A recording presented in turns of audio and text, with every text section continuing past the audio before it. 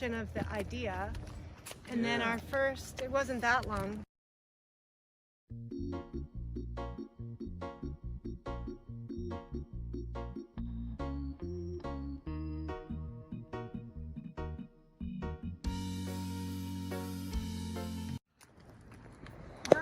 I got a question for you guys.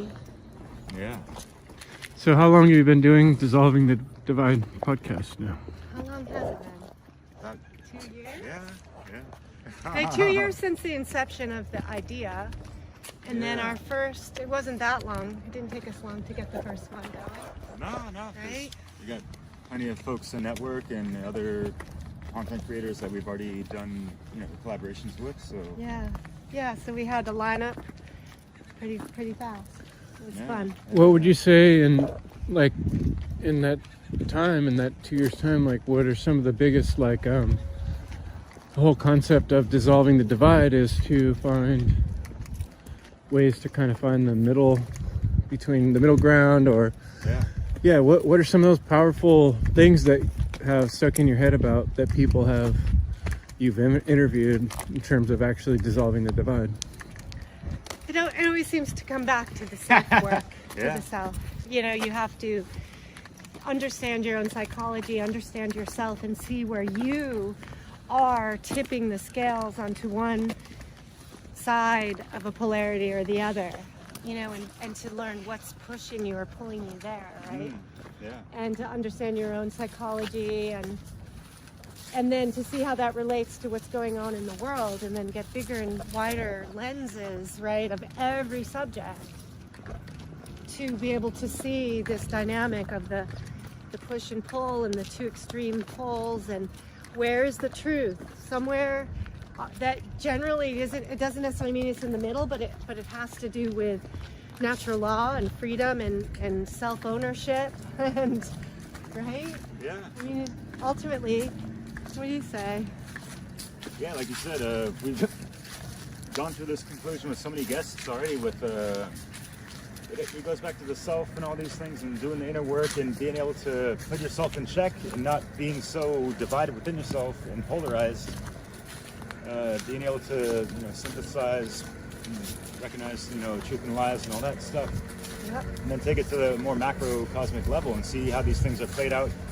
Between families, communities, coworkers, whatever, and then, just, with certain ethnic groups or whatever, if you want, or, whatever movements are out there. There's so many isms and schisms and all that jazz, right? So, Yeah. And I think it's a lot about being open to having a dialogue with an open mind, and, I guess, a willingness to learn and to hear another point of view, to hold back. And to suspend your belief system and what you already kind of know, and just to allow the intake of another person's opinion that might go against yours. Wow. Has that ever happened to anyone ever? Happens all the time. All right, here's another question. Can you think of anything that it's kind of changed your, obviously not totally changed your mind, but from the interviews you've done, can you think of any things that have changed your perspective or the way you see something? Yeah, totally. Dissolved maybe a divide you had in your own mind or something? I think it's really deepened my understanding of the world, just talking to all our guests. To each other. Such great guests. Like the tapestry of how things are fitting together in the world, and the themes that are playing throughout all things are just evident, and it keeps expanding. It's really cool. Yeah, but in terms of specific content, I think, the one we did with Indigo Angel on gridlet lines and stuff. That's a little bit out, bam. right? Whoa, that's hard to comprehend. Wow. And so it's there have been some things that will take you a little bit out of your known reality, your known comfort zone, right? So she's a good example of that, but she's brilliant. And it's, for me, it just put together a lot of dots. It, drew together some dots. I was able to see this cosmos in a clear way, as a system of correspondences. Yeah, and with like Rodney Goodwin, who we've had on for like 4 times now doing astrology. I mean, obviously, we're not the most read up on that, so we learn a lot through that, and also just the timing of these certain processions and solstice, equinox, which we've done in the past. Yep. And then like one of the more memorable shows we've had was with Jake Jackson, and he's bringing forth blueprints of how we can really build this hermetically sealed society, as I like to say, or just a sovereign world, a way of being, and there's like things that he goes over that can just transition from the state of under governance and slavery and all that stuff to how it's in the end it's all people. So there's always going to be people occupying said position, municipalities and infrastructure and all these things, right? So it can be done without the coercion of government taxation and all the other thievery and all that. And violence. I think new vision. I like those. Yes. I like I would thinking back to Nate Capps. It was one of our earlier ones where he's really a specialist in this sacred symbolism and Freemasonic thought, but I think in that one he was talking a lot about the hemispheres of the brain. Anyway, it's Earth really brain, deep, baby, yeah. And it's number 3's that, by the way. but he sort of was playing with these ideas, in this talk we had on, the importance of our own polarized brain system, left and right hemispheres, and all the esoteric symbolisms. That one is a really good one to delve deep into, like the symbolic aspects of everything and understanding natural law as a science.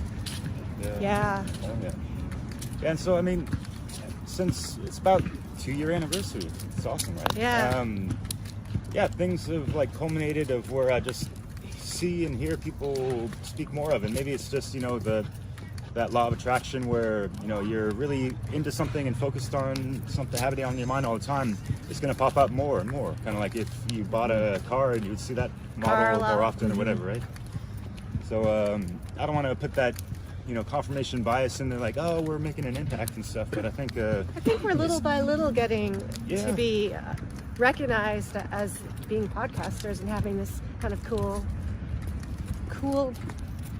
concept and a really interesting way of having conversations with people. And I guess my context was also kind of just breezing over YouTube and Odyssey, BitChute, and other content creators and what they're making. And that they mentioned the divide and conquer. That's like the common phrase with a lot of truth speakers, actually. But it just might be in context of a certain train of thought or whatever. But the hearts of the matter need to be delved in, like subject by subject, dialectic by that, and that's kind of why I had that vision in mind for the intention of this show, I guess, and to bring forth, like more solution-based stuff instead of just going over and over the commentary and all that stuff, so. And that's not to put anyone down as if, they're not coming up with solutions and we got it all fucking figured out. Of course not, so yeah. But I hear these people and I want to get them on our show so we can hash some of these other, concepts and ideas out more, Just trying to inspire folks that are listening and also creating and stuff, There's a lot of potential we got.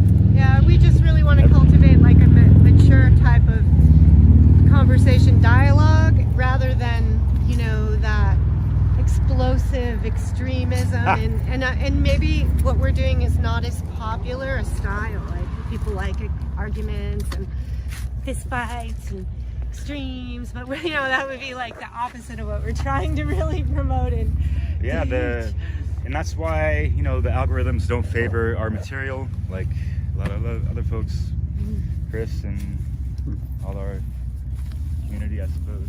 But I think it's okay. I think we're against the sun, of course. I think that that I think truth you know, mind, body, spirit, thoughts, feelings, actions, if we are aligned to our message and embodying it through how we communicate and talk to our guests, that ultimately is more powerful and long-lasting and deep-reaching than using a bit like one of those, you know, kind of like, what do you call it, where you just like do stupid things and get attention? Yeah, right? yeah. The You know, clickbaity stuff and all, arguing and all the drama stuff that people like.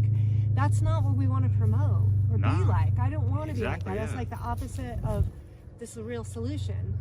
So yeah, I just feel like if you're sincere and you stand your ground according to principle, then that's doing the right thing, and to know that that's having the right effect in the universe. Yeah, totally. Right? Just We being may a proper not role even model see that's it. really truly aligned and walking the walk with you know what we speak about. That is the most important thing, and it has the greatest value. And if the more and more people do that, that will turn the tide of everything. Yeah. Okay. Right? Yeah. Any more questions? What a beautiful day, huh? Yeah. I love the colors. A little chemtraily, but Yeah, Victor Ave has a really nice line of trees that turn red and yellow and orange when you drive up and down this road. Yeah, so I guess even, you know, it's on my mind all the time, going on social media, posting whatever on Facebook and yada yada. It's like, I don't want to be looking and acting like a fool and all this stuff. Because, you know, with all the affiliates that we have now and Network and Chris with the One Great Warriors and all that, I don't want anyone to be, you know, thrown under the bus because, you know, someone thinks I did some bullshit, stupid, you know, things and whatever. There's going to be hecklers on the sidelines, fucking regardless of what no matter what we do in life, there's going to be the haters. As, you know, I've told myself, you know, to get over, you know, like, don't worry so much about what people think or say about you. You know, if you are aligned to your purpose and, like, not causing harm to anyone, a la, you know, objective morality and being a good human being, then I don't need to feel offended or whatever. Or threatened by, Yeah. ultimately. Although the truth is there are people who do things that, you know, hurt others. I mean, ultimately that type of thing couldn't cause harm. And that's what's short-sighted about it. I'm curious if you guys have experienced a different level of confidence about who you are in the world since you started your show. Definitely. Yeah. Maybe you could explain to people how that works, because that helps like inspire other people to speak out. It's hard to describe, but it's becoming more aligned. It's part of the alignment that I was talking about.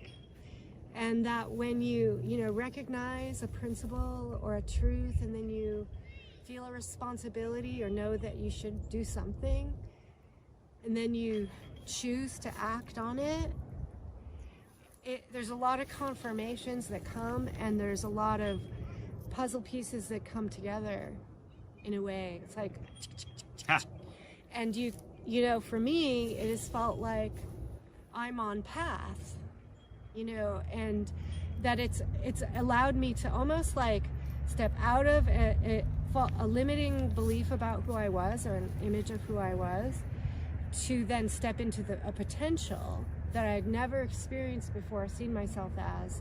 But because I followed the heart, mind, followed by my action in that direction, it was like I stepped into my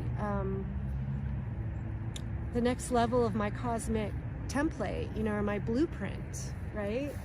It's alignment with natural law, and then it builds, and then all of a sudden you start to see yourself differently, and it takes working on letting go of the fears and all those embarrassments or things that, you know, make you not want to do it, not be confident. So you have to be brave and do it, and then it helps a lot to have friends who are doing it, totally.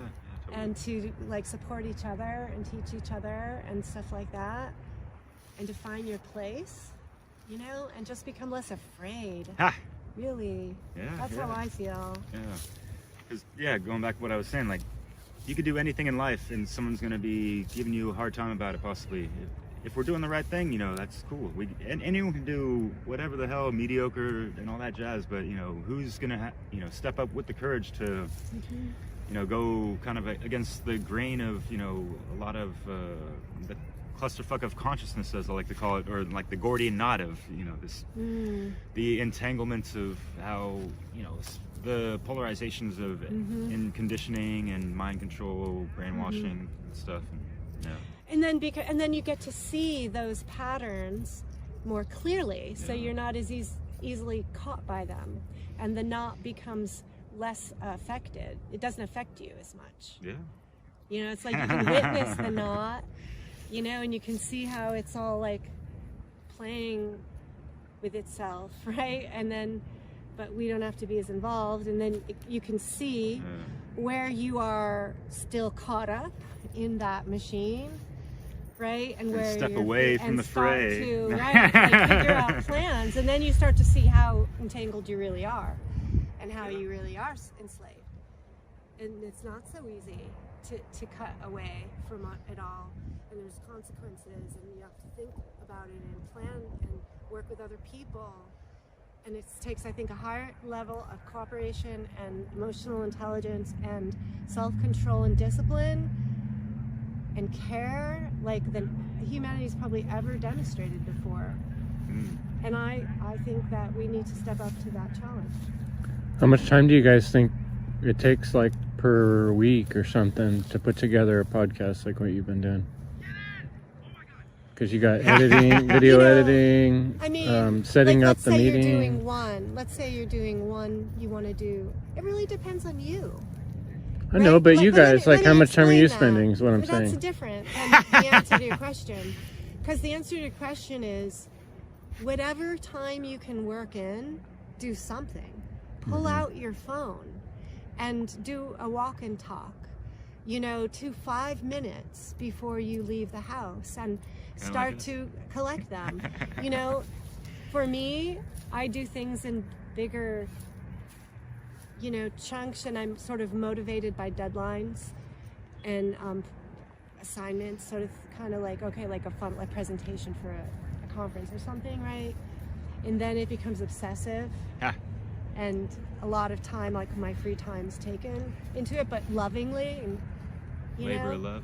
Yeah, but then, like, let's say we decide to do a podcast. It's less time on me because I'm not doing all the editing and stuff, but I pretty much show up for like a 2-hour block, and we get to decide again. Like, you don't have a boss like telling you your hours and your time, so you get to decide and do it, figure out how to do it. And he is doing the editing. I do some of my own editing, but I'm not as advanced, and because I don't do it as much. But that's the time-consuming part, depending on how you approach it. Right? Yeah, and depending on how I want to go about, creating a little spicy intro for folks and considering the topic and all that jazz. Just concocting like a little 30-second intro or a minute. Sometimes it could take, an hour or two, depending on what I'm looking. I might struggle to find something that fits. I got to keep looking for some kind of clip. I'm looking for sometimes something that's funny, like a parody of this dialectic thing. Kind of like the spiritual elitists. Like, oh, my retreat's better than yours. I'm in Hong Kong with Buddhist monks. Drinking right. all this shit. But but that's not where you started. That's where you grew to and continue to expand. Yeah, like I already have things already kind of set up, and I got a whole bunch of intro sequences of our logo stuff, so yeah, that's pretty easy. Organized. Then, just a lot of thoughts of even away from the computer, just mapping out how we're gonna, kind of like us today talking about, the whole Great Work Warriors promo and stuff, and laying down templates and roll with it and see what ideas can spur from that, and And it's like you can do different things. You could do your own, like, full-length videos, like, and educate people, or you could do like conversational things. You could just talk off the top of your head.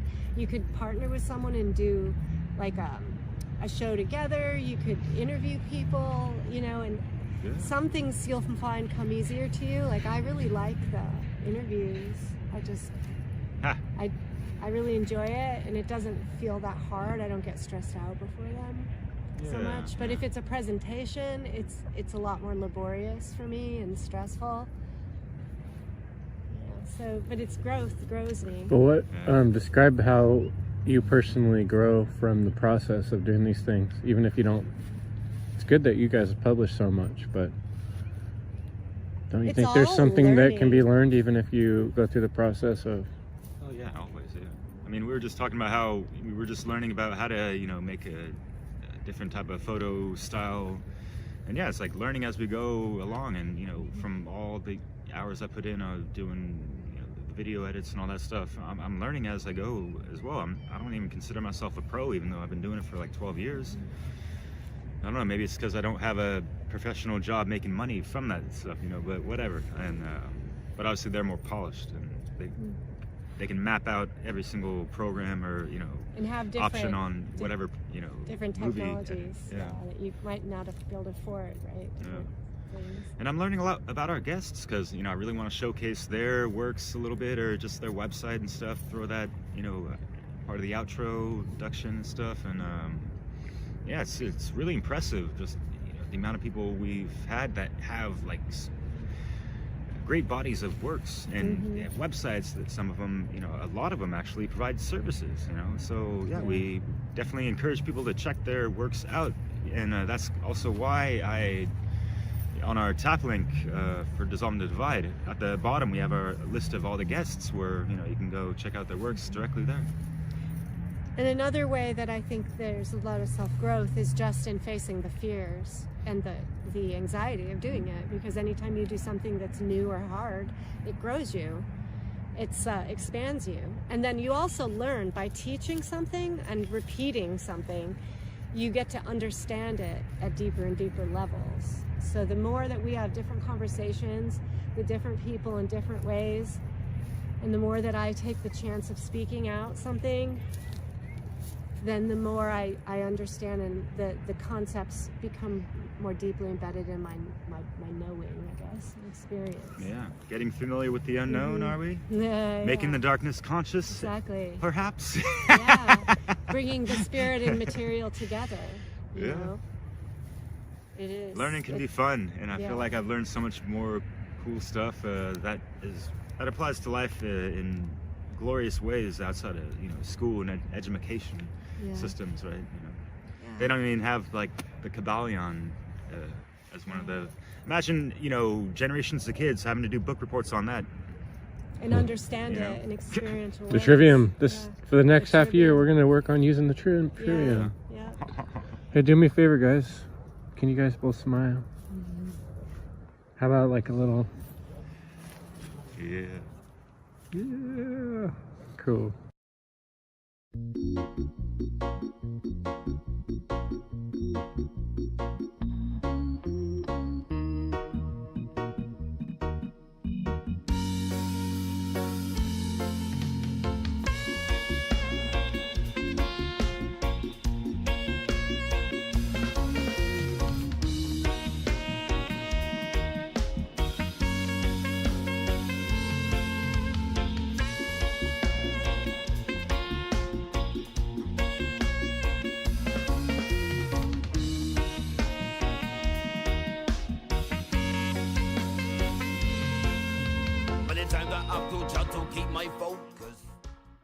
I used to be attracted to super fit women, but my taste has changed. Now I'm attracted to super moral women. That's right. Yeah, buddy. Yeah, I said, you know the difference between right and wrong? Sexy. Yeah. Yeah. Woo! Yeah. I said, you don't pay your taxes? That's hot. You don't ask government permission to collect your own rainwater? Grab your coat. I'm taking you on a steak dinner right now. I'm taking you out, ladies, if you're moral. Humanity's rising. Truth's rising. Not going to be stopped. Climate change may or may not be caused by plastic straws and cow farts. But I hope we can all agree that the solution is not higher taxes. Yeah. Yeah. Keep them low. These are people, our taxes fund the prisons, and they can't even keep the drugs out of the prisons. And you expect us to believe you're going to keep carbon dioxide out of the air? I don't think so. I don't think so. Yeah. Can't even keep the criminals across the borders as well, right? But truth is coming, don't worry. Good news is coming. Anyways, the idea, the left and right are different, is going down. And just want to let you guys know, on election day, what I did, and I hope this becomes a viral trend in the future, I took my election ballot, and I just took it in there. I wrote 2 big letters, capital M, capital E, and I just put that in the ballot box. Unfortunately, I did not become president of the United States, but I did earn some self-respect, so that's worth something, you know? Maybe next time as well. Enlightened, seeing things I did not notice. Never touch my microphone with hocus pocus. Anything that we bust nowadays, they notice. We bring them niceness, we bring reality in. Truly rethink your life. I think it's time that you read this song. So Derek, tell me, we were talking about dissolving the divide, and yes. How'd you get going on that whole idea to begin with? It's our morning coffee talk. Yeah, brother. Coffee talk with Derek. Yeah, well, you already know the story of, how Leslie and I kind of came about brainstorming that, just kind of indirectly, but and all that. But I guess like some of the underlying motivational intentions I had as well was that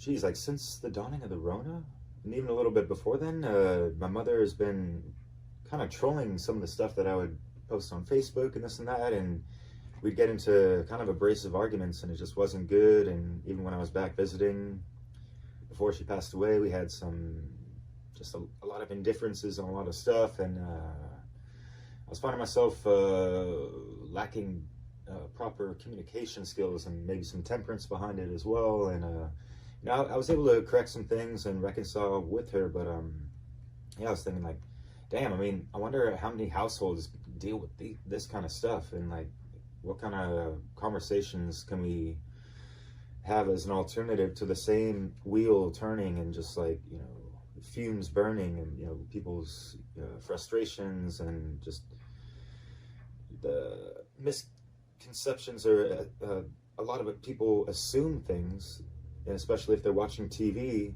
and they have an idea of what someone that looks up conspiratorial stuff, what they're going to be acting like, thinking like, and talking about. And the television programming wants to lump us into one single fucking category, like we're a bunch of anti-vaxxing and flat earther retards and all this stuff, and like sometimes they just put the foot down and like flip them on, like, no, like you don't even know your son as much as you could. You don't ask just like these Socratic questions that we would talk about with the One Great Work Warriors and stuff. So I noticed I was kind of getting triggered from her, like projections and assumptions onto me, just regarding like some things that were just common sense, some things that, there's different degrees of all this programming and the lies fused with little bits of truth with the mainstream, so yeah, I had that in mind, and I wanted my mom to eventually watch some of those and all that. But yeah,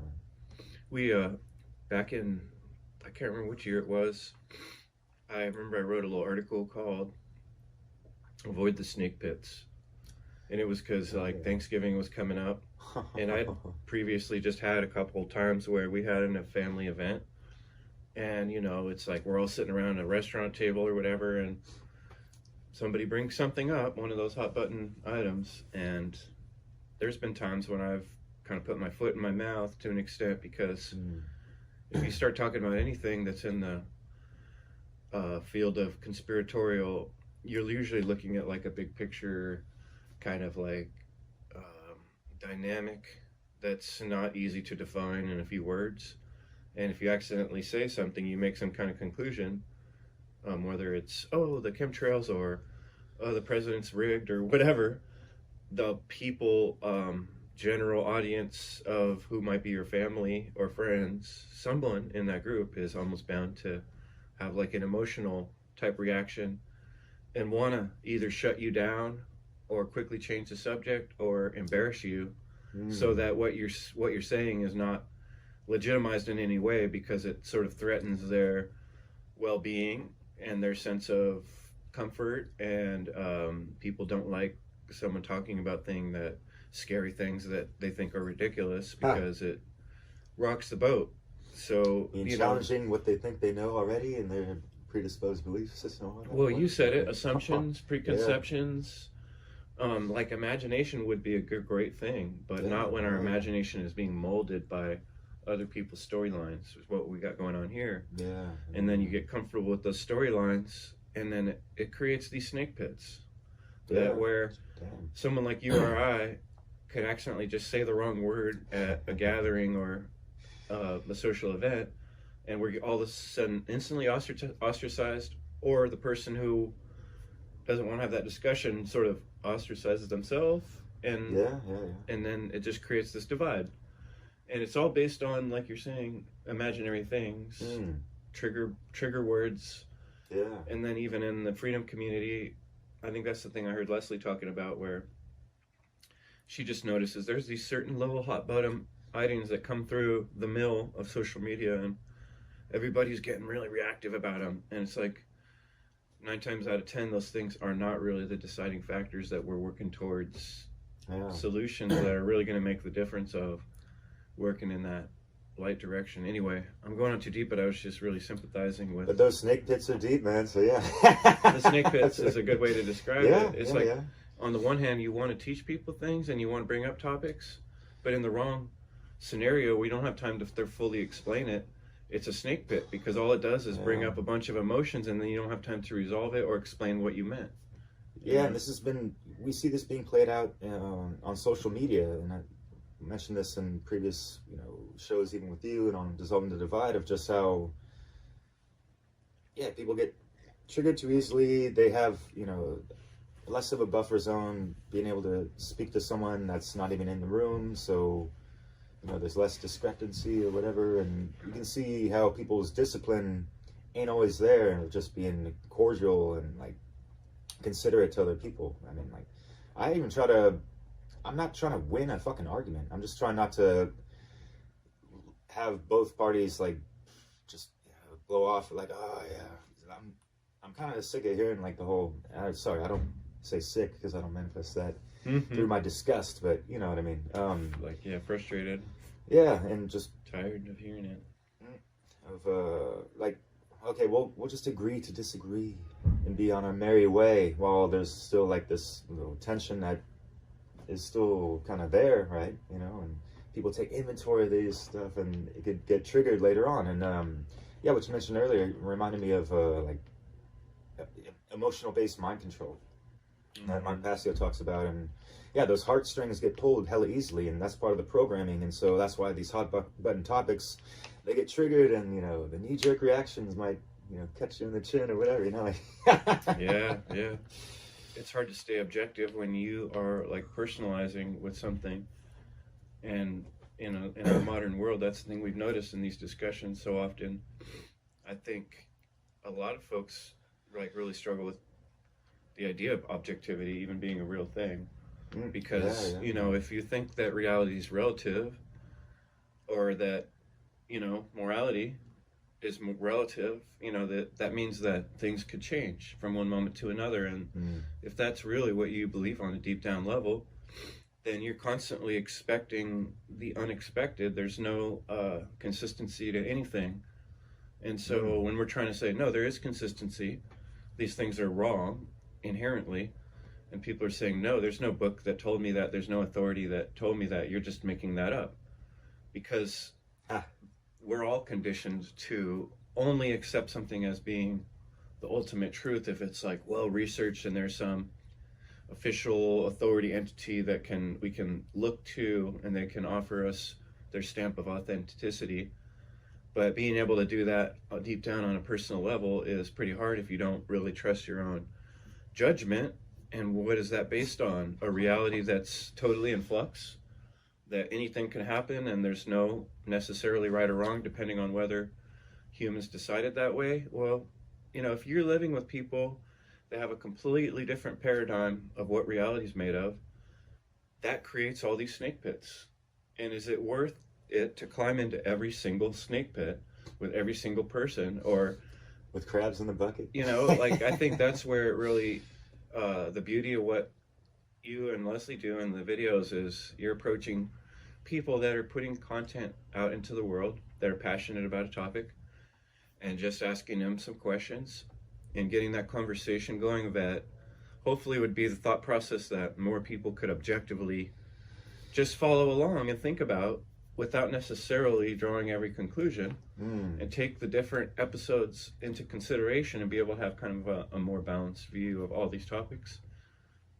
Yeah. I think that's a pretty cool thing you guys do. Yeah, I appreciate that. You know? Yeah, there's so much to consider, and yeah, it's like every guest, we're not going to agree with every single thing. We're not endorsing, you know, their work like it's the bee's knees, and like that's all there is to it, of course. And you know, I just take it as it is, from person to person, and celebrate the commonalities and not worry and get caught up on, you know, the imperfections and some of the things that might need corrections and all that.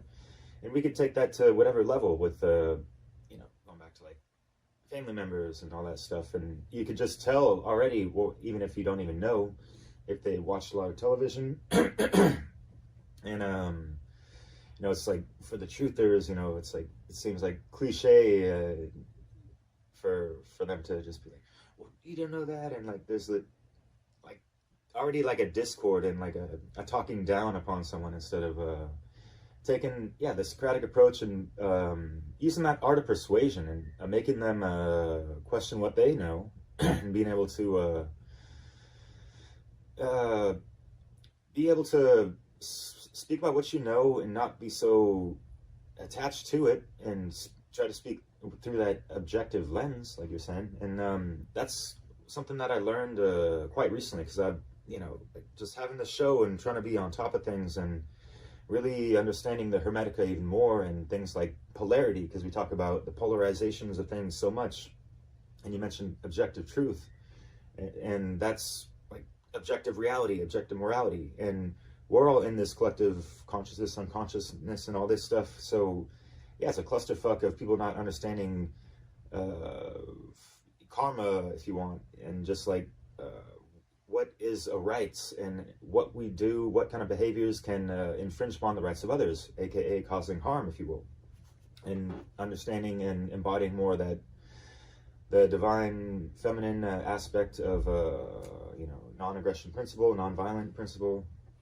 And so with our subjective truths and the lens that we see through the, you know, our own eyes, and how we relate to the objective world around us, that is how we resolve the paradox between subjective reality and objective reality. The more we align to objective truth and reality, we're not going to be polarized to the phrase of, you know, these dialectics and the red and the blue, the left and the right, and but being able to distinguish wrong from right, because I don't see that as a dualistic thing. I mean, it could fall into that category because there's two things. For that, oh yeah, the way I described that, what you're talking about right there, that paradox, right? It's almost like walking down a trail, and you mostly want to keep your vision kind of like right in front of you, so you're not tripping on rocks and sticks. Right directly in front of you. But if you don't like kind of raise your head every once in a while and kind of look, you can lose your way in the big scheme of where you're actually going. So you do have to kind of look up, notice the trail markers, and kind of take in the view every once in a while. If there's a grizzly bear over there. Right. And so that's kind of me, kind of like looking at the big picture, putting things into context, and then, but day to day, like it's usually like, what's the step right in front of me? What can I do to not fall down in my personal life and block the trail, or, you know what I mean? Yeah. And then you look up and you're like, well, what about the rest of the world and what they're doing and how that's going to affect my path? You know, and it's like there has to be a balance of both things. If you just stare in front of you, you're not going to see the grizzly bear or the trail markers. And if you just look out and only look at it from a global point of view, you're going to be tripping. Damn, yeah. Right? We got to stop and smell the roses or flowers and the wonderful herbs around that nature provides. So enjoy And nature as well. But yeah. That's like the difference too. Like you're saying, that one phrase you brought up is, let's agree to disagree. Yeah. That, I mean, like, it's not the worst case scenario. I found that to but be yeah. very handy Sure. in personal relationships. Like me and someone I like, we're friends, we're having this deep conversation. We kind of get to this point where I'm telling them government slavery, and they're saying, no, I still feel like I need government. And we kind of come to an impasse, and we have to say something like that sometimes. Yeah, sure. Yeah, but to me, that's like a really legitimate one-to-one way to deal with that situation. Is like, okay, for now, let's just have our own thoughts on that and not fight. Yeah. But, you know, when we're doing an interview or a discussion that's recorded, it kind of brings on that extra pressure of objectivity, because there is this third objective audience in the room. Right, and especially if we're trying to educate and all that the stuff. two people to be a little bit more like, you know, I'm not going to cut you down. You know, that's what happens in like social media. Is like, instead of, what we would do is we'd look at the problem, and then Trivium style we would take it apart, cut into pieces, and inspect the pieces and maybe contrast them. But instead, what people tend to do is try to cut you apart and break down you to say that there's no way that your message could be a good message because there's a problem with you. And that's a real, it's never going to get to the truth.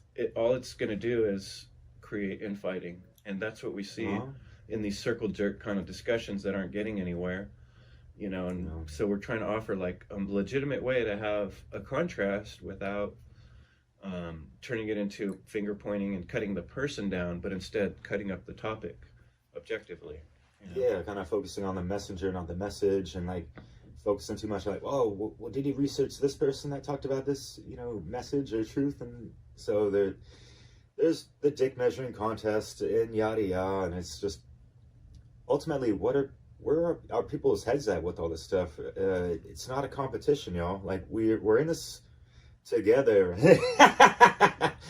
So how are we actually acting in accordance to, you know, these sacred principles and all the truths that you learned and all that stuff? How are you putting that, you know, back into the you and I verse when you and I converse and we're able to build each other up and, you know, get some positivity out of it, right? And not get caught up in the negative feedback loops and all that stuff that keep things stagnant. Because, you know, like the truth movement ain't really moving.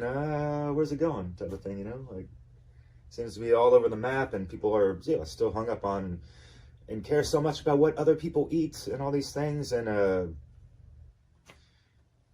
it's like that that need to police others. I keep noticing within these different groups, like people want to come out and like call out other people and say, oh, you shouldn't be talking because you're, you know. It's like, wow, that's really going to be a slow way for us to progress, as if it is a movement. You know, can you imagine if the evildoers did that constantly? You know, they wouldn't be so much problem for us, you know, if they were just constantly fighting with each other and they couldn't organize. And how would they be able to mind control the public, you know? So we kind of have to, I mean, I don't know how it works in the deeper recesses of evil, but maybe they just kill each other when they disagree. I don't know. I think it's cutthroat, and maybe it's cutthroat, but you know?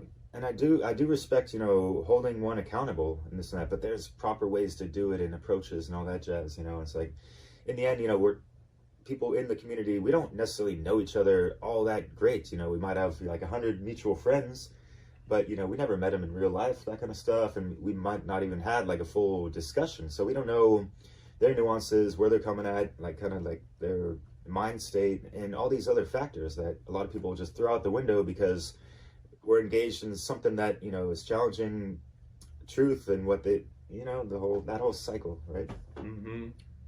Things to consider. Yeah, cyclical. So what's the takeaway, I guess, you know? Yeah, it's the takeaway is we gotta keep on this humble path. We learn things every day. We can grow and you know, ripple that out for others and strengthen, you know, the bonds that we have with people. And consider reconciliation, keeping that open mind, open heart, and I guess open door for discussion. But yeah, there's going to be levels of toxicity or you know, people that are not going to be worthwhile to engage in, and you know, sort of like, you know, redeem something from this, you know, fallout or disagreement and stuff. And some people are going to take it the wrong way, and you know, all we can do is say, like, I guess I would say all we can do, but you know, there's, you know, it's easy to get really cynical and critical. Yeah. And like, especially, okay, a lot of us have studied Mark Passia's work. He can be very critical and cynical, and that I see that kind of attitude pervasive in a lot of people, and I understand why I have it in myself, because sometimes it feels like we're totally outnumbered with people in the world that just don't seem to really care about the things that we see as so important. And so a lot of the battle of being a truth speaker is not letting that, for me, not letting that control the narrative of what I'm trying to do. What I'm trying to do specifically is encourage people to go down that path of thinking things out, of asking all the difficult questions, and which takes bravery and courage and a willpower and initiative. And it's a lot to ask of anyone because it's a scary path. But it's what I am encouraging people to do, because there is a lot of gain in that path as a human being, as where you sit with your soul in this world. But you can't force anyone down that path, otherwise you're just as bad as the evildoers, trying to coerce people and bend their arm and saying, oh, this is what you should, how you should live, this is how you should eat. Like, you know, forcing a horse to drink water, man? Right. What the hell? Yeah. And then the horses are all drunk and stuff and confused, stumbling around. Galloping in the wrong directions. You can take a horse to water, you know. That's the saying, and it's true. You know, we cannot make people drink. We can offer the avenues, the directions, the way showers, and the better we can illustrate the way and show the path, how do we have a reasonable discussion? How do we draw a reasonable conclusion? How do we think things out in a way that's logical and yet intuitive, you know? Yeah, totally. And we just got to keep on persevering like that, shall we have with the Warriors. But along this path, we just like growing up and doing whatever, like I think I mentioned this earlier in the recording, but anything we do, whether good or bad, like someone's gonna be talking shit about it or possibly praising it or whatever. And as long as we stay more within that, you know, compass of the heart-based intelligence, that's really aligned to, you know, these core universal principles, these are gonna be for us. And if we really refine that and be able to, you know, portray it to others, it'll be less abrasive, I suppose. And we're going to be able to deal with, you know, the hecklers and whatnot better, I guess, you know, because we're standing firm within the pillars of enlightenment and the gnosis of self and all this stuff. So that foundation is not easily like shooken, if you will. Shaken, right? Destroyed, right? It stands on its own. Yeah. I think your work stands on its own, and glad we've got it out there. Yeah. Thanks, man. Yeah, thanks.